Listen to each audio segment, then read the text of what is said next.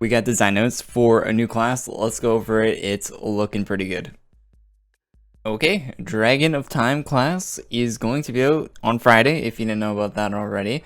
I was going to put that in this video, but didn't think that needed its own video. But this does kind of need its own video. This is the skills. It's Wednesday, so on Friday this will be out. But we can look at the skills right now and the requirements also, which was really nice of them to put up because some of it can be pre-farmed, so that's good. Okay, let's go over the requirements first because this stuff is important. If you'd like to get the class, there is no AC shortcut for the class, so that's to be noted. Okay, so you're going to need to complete the 13 Lords of Chaos Saga. I'm not sure if that's every individual one or just the finale.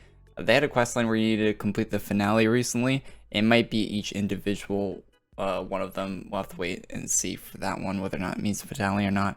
It probably just means finale, but don't take my word for that. Anyway, the new class from the new NPC guy that isn't on here, but this is going to be a new NPC, and he'll have individual quests that you won't be able to complete beforehand. Have the Blade of Awe. If you don't have that already, you probably should. It's pretty useful and definitely worth your time to farm if you're already at level cap and all that stuff. Level 75 plus, which is pretty low, to be honest. 75.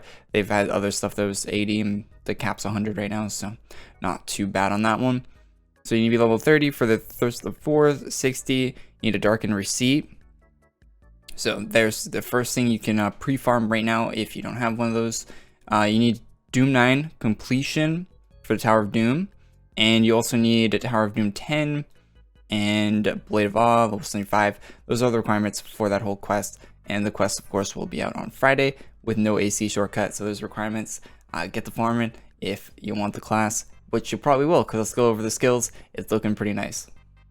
Okay, they give a little description of what the farming quest will be like on here if you're interested in that. So it says the quest will be progressively harder as you advance on the chain, and the class should be a handy or quality addition to any high-level player's kit.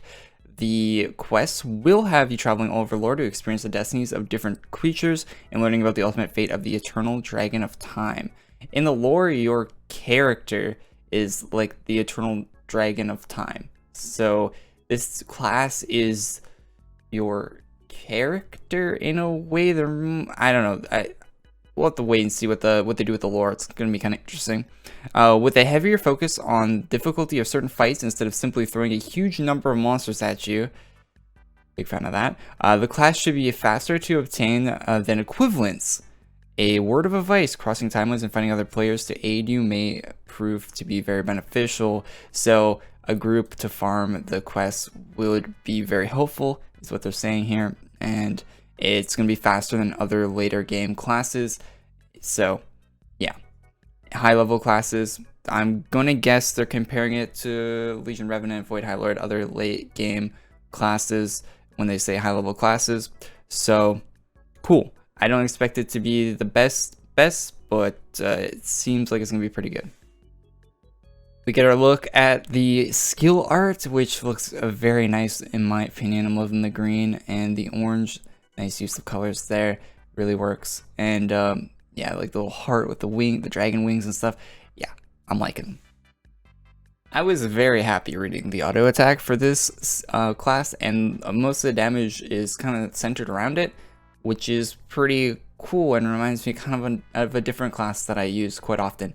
So this one, you strike 4 targets. It's physical, magical, on a 2-second cooldown, ranged. So yeah, ranged, 4 target, auto attack, pretty cool. So yeah, you're rendering them for damage over time, stacking to 10, lasting 10 seconds. So it also stacks the damage, which is really sick. It's a dot damage, so you're not doing immediate damage. It's going to be a damage over time auto attack. And yeah, just great. A stacking damage over time auto attack. Amazing. Okay, we're going to skip to the very end for the passives because I think they're very important. I'm not sure why it's at the end. It's kind of different than most classes. There's a rank 1 passive.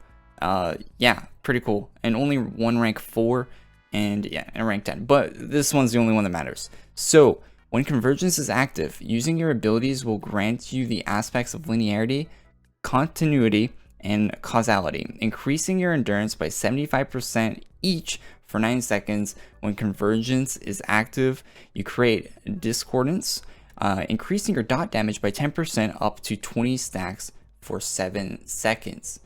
So yeah, and there's also these other effects from skills.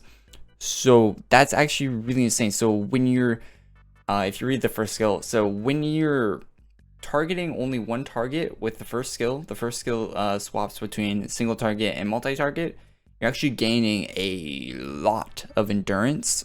And if you don't have your if you're using multi-target and not single target on the class, you're actually increasing your dot damage by 10% up to 20 stacks. So you're getting an insane amount of dot damage on your multi-target. So yeah, that's basically a core part of the class.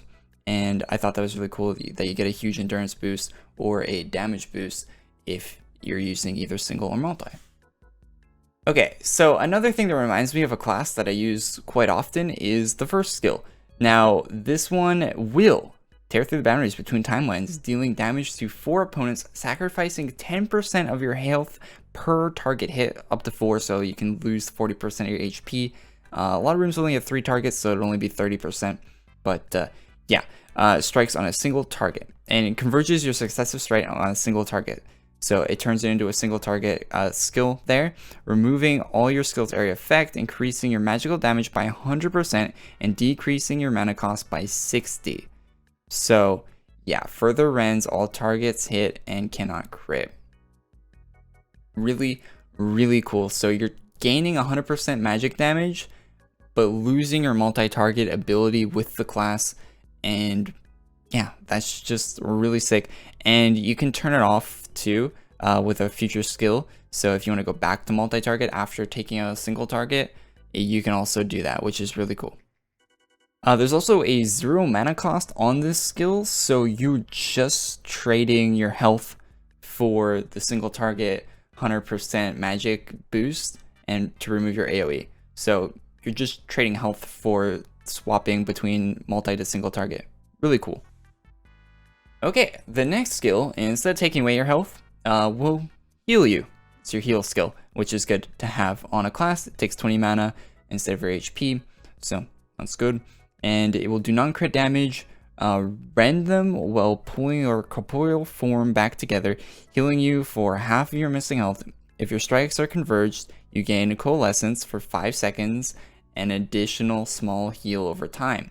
So if you're focused on a single target, you're gonna get a small heal over time, where if you're just doing the multi-target damage, it'll still heal you for half your missing health, but it's not gonna give you that little small heal over time. I'm not sure how much that heal over time will affect, but being on a single target really boosts your endurance, it boosts your heals, it boosts everything about the class, so you can just focus on the one thing. So yeah, I think they're really making a really decent, cool single and multi-target class here with benefits and pretty good like things for doing either or, right?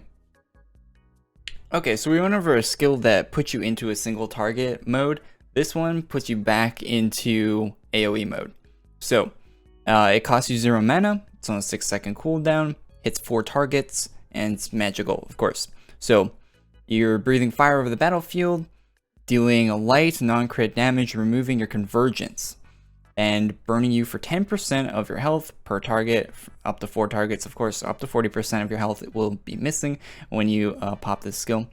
The most intense flames affect your first target, searing their timeline and making them take 50% more dot damage for 5 seconds. This skill will consume your AoE toggle aura, which will bring you back to AoE damage. Yeah, this means you'll have full control over when you swap it. Really, really cool. Okay, the last skill is a nuke. Costs 25 mana. It's on a 10-second cooldown. Cannot crit. It will hit up to 4 opponents. And if you are in convergence, if you're a single target, it will do more damage to that single target than it would to the 4 targets from reading this. So it's modified by the presence of convergence. Using it while in single target mode will net you more damage, but you can only hit 1 target. So very, very cool. It's on a pretty low cooldown, so yeah, I can see this being useful. Not exactly sure how much damage it's going to do, but yeah. And the damage is modified by your current HP number. So yeah, very simple, very nice nuke skill. Also, the rank 10 passive is a random debuff to an enemy, which is pretty cool. It's a 20% chance to apply a random debuff to an enemy, each lasting 7 seconds. You can reduce their haste by 15, their crit chance, their dodge chance, or their hit chance. So, yeah, that's really cool. And it will also make you 15% more accurate. I think that's just a static buff that will always be there and not part of the 20% chance thing. Pretty sure. So, yeah, that is that. You can't buy for ACs. That's where it says it right there. So no 2K AC shortcut, which, you know, sucks for me because I can just buy it for 10 bucks and then show you guys the class on stream with the actually farm it, which I will. We'll see. Yeah, I definitely want to get this class, and it says it's easier than the other ones, so we'll definitely go for it. Whether or not we actually get it, you know, we'll see. But I'm pretty sure I'll farm for this. It seems like it'd be well worth it. And it kind of seems like Abyssal Angel, but a bit different. So, yeah, big fan. And that's the class breakdown. My thoughts on it from just reading the skills. The requirements seem pretty, it seems pretty high tier requirements, but not like crazy. The Darken's Receipt and the Doom stuff. I'm not too sure about the Doom Tower stuff. They'll look into that a little bit more, just offhand. Yeah, pretty good stuff. Most people have most of the requirements. They'll just have to do the quests, the new quests that are added. So, yeah, nice stuff. This will be out on Friday. Thanks for watching, guys. Leave a like if you liked it. Subscribe to the channel if you're not already. And let me know your thoughts on the class in the comment section down below. There will be a news video tomorrow, and we will stream trying to get the new class and maybe using it. We'll see how long that stream will go, but on Friday. So check that out if you want, and I'll see you guys all in the next one. Bye-bye.